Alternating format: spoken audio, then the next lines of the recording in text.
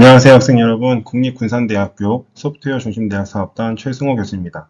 이번 시간에는 전남대학교 소프트웨어 중심대학 사업단과 함께 버전 관리, Git, GitHub의 이해 활용에 대해서 강의를 진행해 보도록 하겠습니다. 네, 먼저 목차입니다. 그래서 간단하게 Git에 대한 원리, 그리고 개발 환경, 그다음에 로컬에서 Git 사용하기까지를 국립군산대학교에서 진행을 하기로 했고요. 그 다음에 4장부터 7장까지 는 이제 전남대학교 소프트웨어 중심대학 사업단에서 강의를 진행하도록 하겠습니다. 자, 먼저 기세 원리입니다. 많은 사람들이 버전 관리 또는 기세에 대해서 많이 들어보긴 하셨을 거예요. 그리고 또 GitHub를 굉장히 많이 들어보셨을 것 같은데, 버전 관리가 그럼 도대체 왜 중요하냐, 그리고 우리가 그것을 할 이유, 필요성이 무엇이냐라고 생각해 보시면, 먼저 이런 이유가 있습니다. 예를 들면요, 문서를 작성하는데, 우리가 문서를 처음부터 완벽하게 작성할 수는 없단 말이죠. 물론 뭐 처음부터 제대로 된 보고서가 작성될 수도 있지만 실은 보고서라는 것들 자체가 한 사람이 쓰기보다는 여러 사람들이 이제 협업을 해서 보고서가 작성이 되는데요. 이러다 보면 자연스럽게 보고서가 버전 1에서부터 버전 2 이런 식으로 점점 하나하나 버전이 업데이트 되는 걸 확인할 수가 있어요. 뭐 그렇게 되면 또 다른 혹자는 이렇게 생각할 수도 있어요. 예를 들면 연, 월, 일로 구분하면 되지 않나? 뭐 예를 들면 24년 뭐 8월 15일 뭐 이렇게 또 다음에는 24년 8월 16일 이런 식으로 구분하면 되지 않나? 라고 생각할 수도 있어요. 하지만 그렇게 하루하루 단위로 보고서를 작성하는 것도 물론 그럴 수 있지만 실제로는 뭐 오전 타임에 보고서가 오후에 수정이 될 수도 있고 또는 보고서를 지금 현재 시점과 다음 시점 사이에 간극이 하루가 지나지 않을 수도 있단 말이죠. 그래서 그럴 때 우리가 이제 버전 관리를 어떻게 해야지 좀 더 효율적인지 그리고 어떤 변경 사항이 있는지를 우리가 파악하기가 매우 어렵다라는 거예요. 그래서 이런 버전 관리를 우리가 이제 프로그래밍 측면에서 제대로 해야지만 어떤 파일이 최신 버전이고 또 어떤 변경 사항이 있는지 사실은 이게 가장 큰 핵심입니다. 어떤 변경 사항이 있는지를 파악하기 어렵다라는 게 핵심이에요. 그래서 프로젝트를 진행할 때 각자 작업 내용을 어떻게 관리를 해야 우리가 좋을까, 수월할까, 효과적일까를 고민하게 되었단 말이죠. 그를 통해서 나오게 된 게 이제 Git이라는 개념과 이제 GitHub 그리고 그 이외에 다양한 버전 관리 소프트웨어들이 등장하게 되었습니다. 자, 버전 관리를 만약에 안 하면 어떻게 되냐? 일단 첫 번째로는 변경사항 추적이 매우 어렵죠. 우리가 분명히 아까 말씀드렸던 것처럼 연, 월, 일로 구분을 했을 적에 분명히 어제와 오늘의 보고서가 다른 보고서인 것까지는 알겠어요. 하지만 뭐가 어떻게 바뀌었는지 또 누가 어떻게 수정을 했는지를 우리가 알 수가 없다라는 거죠. 추적이 굉장히 어려워져요. 이런 단점이 있고요. 또 다른 측면에서는 이제 복구가 불가능하다라는 거예요. 만약에 그런 일이 일어나서는 안 되지만 실수로 누군가가 파일이 삭제가 됐어요. 또는 파일이 뭔가 잘못됐어. 저장을 하는 과정에서 무언가 뭐 바이러스에 침입될 수도 있고요. 또 어떤 이유에서든지 간에 파일이 깨지는 경우들도 종종 생긴단 말이죠. 근데 그랬을 때 복구가 매우 어렵다라는 단점이 있어요. 그래서 실제로 사례를 한번 들어보면은 어떤 소프트웨어 개발 관리팀이 버전 관리하지 않는 상태에서 프로젝트를 진행하다가 중요한 파일을 실수로 덮어쓴단 말이죠. 그러니까 예를 들면 우리도 그런 경우들 종종 있잖아요. 그 전 버전을 베이스로 해서 이번에 막 작업을 하고 있는데 보고서 작업을 하든 프로그램 개발 작업을 하고 있는데 분명히 다른 이름으로 저장을 해야 되는데 다른 이름을 저장하지 않고 습관적으로 컨트롤 S를 눌러가지고 그냥 저장을 해버리는 경우, 즉 덮어쓰는 경우가 발생하게 될 수가 있어요. 그렇게 되면 전 버전은 이미 사라져버린 후죠.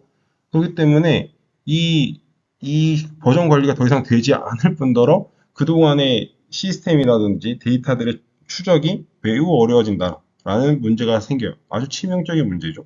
그래서 그렇게 돼서 생각이 상당히 이제 많은 이제 비용적인 또는 기술적인 손실이 발생하는 경우들도 있고요.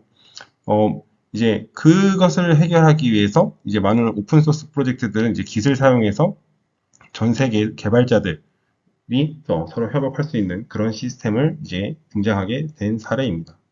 그래서 버전 관리가 먼저 무엇이냐고 보면은 파일 변경 이력을 먼저 첫 번째 관리할 수 있어요. 그리고 여러 사람이 동시에 작업을 할 수 있게 해주는 도구라고 생각하시면 돼요. 그러니까 사실은 저 혼자, 여러분들 혼자 무언가를 한다, 혼자 보고서를 작성한다, 혼자 프로젝트를 진행한다 했을 때는 사실은 아까 제가 최초에 설명드렸던 연, 월, 일 이런 식으로 그냥 단순하게 버전 관리를 해도 상관이 없어요. 전혀 문제가 안 되거든요. 근데 이제 여러 사람들이 동시에 작업을 해야 되고 여러 사람들이 동시에 수정을 해야 돼요. 그럴 때는 반드시 버전 관리가 필요하다. 이러지 않으면 변경사항의 추적이라든지 관리가 매우 어려워진다. 라고 생각하시면 될 것 같고요. 왜 필요한가에서는 지금도 계속 강조해서 말씀드리지만 변경 이력 관리. 그래서 파일 변경을 기록하고 언제, 누가, 무엇을 했는지 우리가 추적할 수 있어야 돼요. 깃을 통해서. 그래서 이것이 추적이 돼야 본격적으로 협업이라는 시스템이 가동이 될 거고요. 이런 버전 관리를 통해서 파일을 실수로 덮어 쓴다든지 그리고 중요한 변경 사항이 누락이 됐는지를 우리가 방지할 수 있다라고 생각하시면 돼요. 그래서 실제로 이제 나중에 여러분들이 이제 진로 상태든 아니면 이제 실제로 현재 이제 소프트웨어 관련된 이제 학과에서 학업을 하시는 분들도 이런 깃과 같은 이런 버전 관리 시스템을 반드시 이제 졸업하시기 전에 좀 학습을 하셨으면 좋겠습니다. 왜냐하면 현업에 나가서는 대부분이 깃이라든지 깃허브라든지 소스트리도 마찬가지 그리고 다양한 그런 것들 이외에도 다양한 버전 관리 시스템은 존재하거든요. 그래서 그런 것들에 대한 기초적인 이해가 필요해요. 근데 그 중에서도 다른 것들은 이제 좀 치차하더라도 가장 이제 많이 사용되고 가장 통상적으로 이해도 용이하고 한 것들이 이제 깃 그리고 깃허브다라고 보시면 될 것 같습니다. 그래서 버전 관리에서 보면은 아까도 말씀드렸듯이 굉장히 다양한 시스템들이 존재하는데요. 기본적인 원리는 크게 두 가지입니다. 그래서 중앙 집중식으로 관리를 할 거냐, 아니면 분산형 버전으로 관리를 할 거냐, 이게 두 가지로 나눠져 있는데요. 물론 장단점은 다 있습니다. 어느 하나가 뭐 절대적으로 좋다라고 말씀드리기는 어렵고요. 하나씩 살펴보면은 중앙 집중식 버전 관리 시스템은 중앙 서버의 모든 변경사항을 다 저장을 해요. 그리고 클라이언트가 중앙 서버 통신에서 변경사항을 관리를 하는 시스템이에요. 그래서 여기 서버 버전 그 SVN이라고 해서 이런 예시들이 있는데 가장 큰 장점은 모든 서버에서 모든 변경 사항을 관리하기 때문에 관리가 매우 용이합니다. 즉 게이트웨이가 하나이기 때문에 여기서 모든 것들이 총괄되고 통합되고 분산되기 때문에 굉장히 관리가 편리하다는 장점이 있어요. 하지만 치명적인 단점도 존재합니다. 서버가 잘 돌아간다면 전혀 문제가 없어요. 하지만 만약에 중앙 서버에 어떤 문제가 발생했어요. 그러면 전체 시스템에 영향을 받을 수가 있다는 거죠. 그래서 이제 요 밑에 하단의 사진을 보시면 물론 100% 동의한 그런 버전 관리 이야기는 아니지만 서버 문제로서 이제 전체 시스템이 마비됐던 사례들이 한 번 있었거든요. 그래서 대표적으로 2022년에 10월 15일 날 발생했던 이제 SK CNC 데이터 센터 화재로 저희 카카오톡이 먹통된 적이 있어요. 여러분들이 기억할지 모르겠지만 그래서 서비스 장애 시간이 총 127시간 30분으로 공식화되었는데 이때도 만약에 서버를 분산으로 즉 데이터를 다른 지역, 다른 데이터 센터마다 분산해서 관리를 했더라면 네, 이렇게까지 길게 먹통되는 그런 문제는 발생하지 않았겠죠. 그죠? 근데 카카오 같은 경우는 지금 여기 SK CNC 데이터 센터의 하나에서 데이터를 관리를 하고 있었단 말이죠. 그러다 보니 여기가 먹통이 되다 보니 그때처럼 굉장히 오랜 시간 서비스 장애를 일으켰던 아주 치명적인 사례가 하나 있습니다. 그래서 사실은 서비스가 정상적으로 잘 돌아갈 때는 뭐 문제가 없어요. 되려 더 장점이 부각되는 것처럼 보이죠.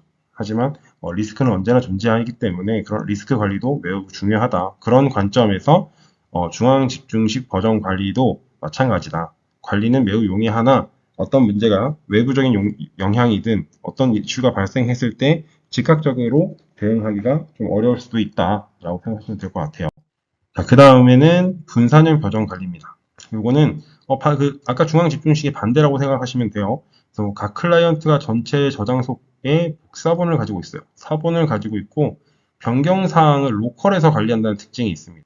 그래서 요 말이 아직은 잘 이해가 안 되실 수 있으세요. 하지만 저희 이 강의를 다 들으신다면 제대로 이해가 되실 겁니다. 그래서 로컬과 이제 온라인 상에서 이제 데이터를 동기화하고 그리고 그 과정에서 우리가 어떤 협업을 하고 있는지를 자세히 살펴보는 시간을 가질 테니 너무 지금 당장 이해가 안 되시더라도 네, 그냥 넘어가시면 될 것 같아요. 그래서 클라이언트에서 각각 로컬 변경사항을 로컬에서 관리를 하기 때문에 이제 장점이라는 것은 중앙 서버에 의존하지 않고 서버에 문제가 생겨도 작업은 계속 진행이 될 수 있어요. 그리고 변경 사항을 계속 추적 관리할 수 있다는 장점이 존재하죠.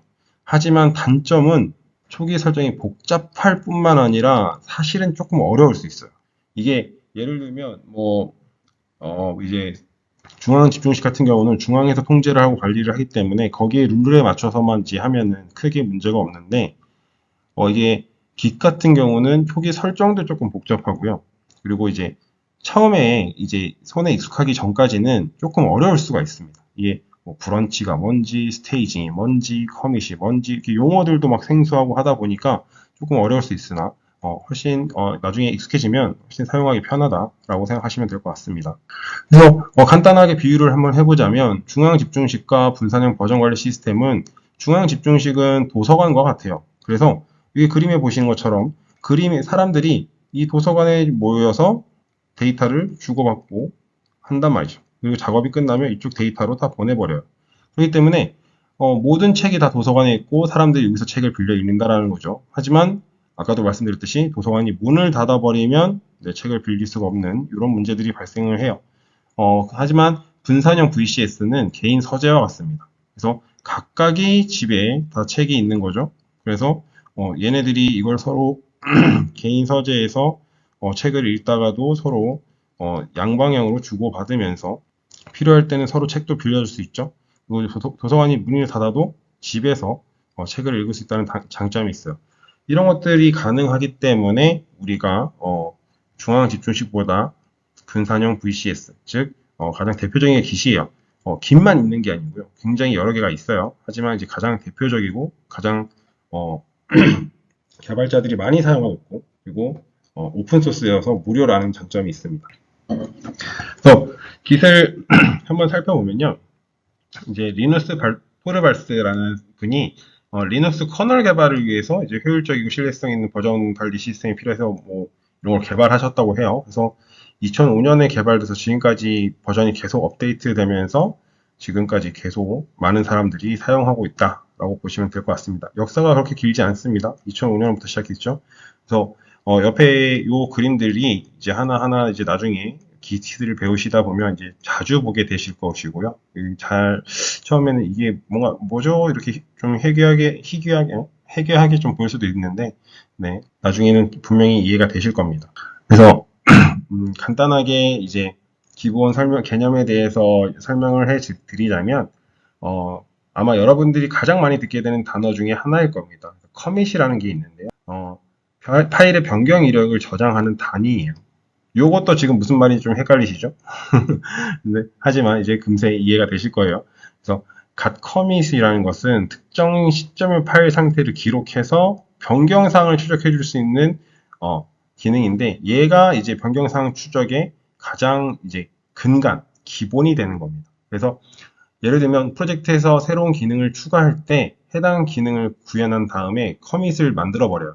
그리고 그 커밋 자체를 이제 나중에 우리가 총 보고서들이 딱 하나가 작성이 될 거 아니에요? 그러니까 하나의 프로그램들이 딱 개발이 됐을 때 특정 기능이 언제 어느 시점에서 개발이 되었는지 그리고 누가 개발을 했는지를 기록하는 것과 같아요. 그래서 커밋을 통해서 우리가 그 변경사항을 추적할 수 있게 해주는데 이게 하나의 예시입니다.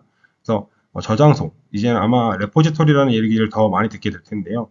이 레포지토리에 커밋, 기록한다 라고 생각하시면 될 거예요. 그래서 명령어는 git commit하고 이제 옵션을 넣어주면 되는데 여기 예를 들면 밑에 하단에 보이는 것처럼 git commit하고 중간 하이픈하고 m 하면 이게 메시지란 뜻이거든요.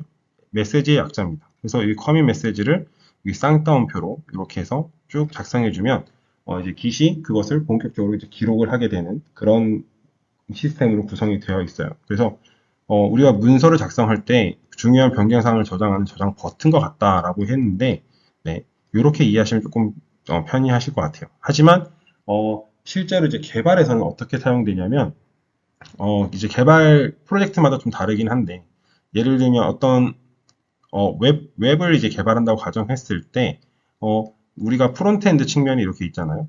프론트엔드 측면은 보통 이제 HTML과 뭐 CSS와 이제 자바스크립트로 JS로 이제 이루어질 텐데, 보통 JS가 가장 핵심이 되겠죠. JS에서 예를 들어서 로그인 기능을 만들었어. 그러면 로그인 기능을 하나 만들어 놓고, 아이고, 죄송해요. 마우스로 글씨를 쓰는 바람에, 글씨가 좀 영 그렇네요. 로그인 기능을 만들어 놓고, 커밋 한번 하는 거죠.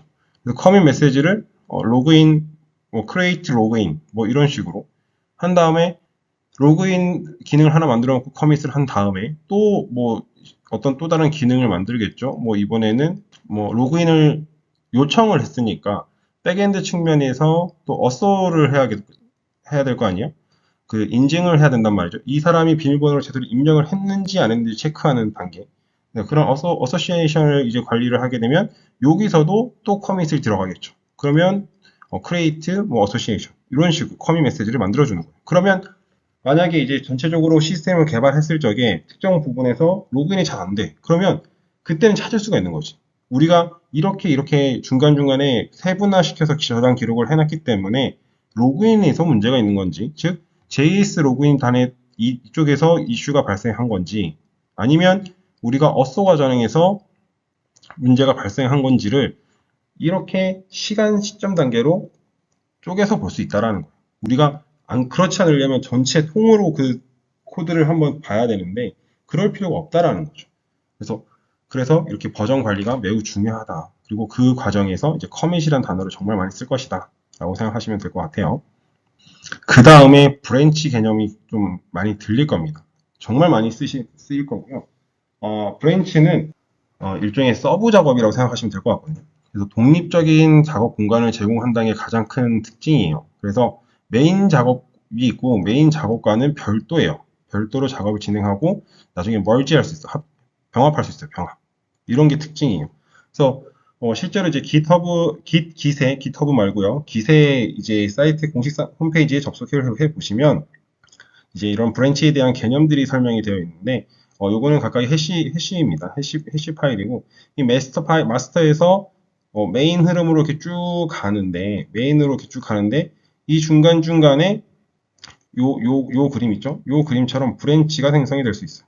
만약에 내가 이 작업을 하고 있는데 메인의 흐름 개발 일정대로 쭉 흐름이 흘러갈 때 여기서 서브적으로 어떤 프로젝트를 수행해야 될 때가 있단 말이에요. 아까 예시를 그대로 가져와 봅시다. 우리가 웹 프로그램을 개발하는 데 있어서 1단계는 로그인을 개발하고요. 2단계는 이 로그인한 것을 제대로 아이디와 패스워드를 입력했는지 어소시에이트 즉 이제 인증하는 단계를 거친다고 합시다. 이게 메인이라고 쳐요. 이게 메인 작업인데 이 메인 작업을 하는 와중에 이쪽 단에 뭐 예를 들면 여기는 뭐 뉴스 같은 것들을 막 띄워주고 싶은 거죠. 그러니까 네이버 화면이라 생각하시면 될 것 같아요. 그래서 이쪽 단의 로그인과 어소 단계를 개발하는 친구들은 메인으로 지금 가져가고 이 뉴스 단계 애들은 서버 단계로 프로젝트를 진행해야 된다라고 가정을 해보면 이 브랜치는 이 뉴스 담당자가 되겠죠. 얘네들은 그때까지 만들어뒀던 이 HTML과 그 자바스크립트와 CSS를 바탕으로 브랜치를 하나 따와서 여기서 독립적으로 이 뉴스 공간을 작업하게 되는 거죠. 그러면 이 메인을 개발하는 동안 내내 이 뉴스들도 계속 발전을 하겠죠. 계속 이렇게 하다가 어느 순간 다 끝났어. 얘네들도 다 개발이 끝났고 얘네들도 개발이 끝났어. 그럼 이제 합쳐야 될 거 아니에요? 그러면 그제서야 멀지를 통해서 이렇게 병합이 된다라고 보시면 될 것 같아요. 이런 구조입니다.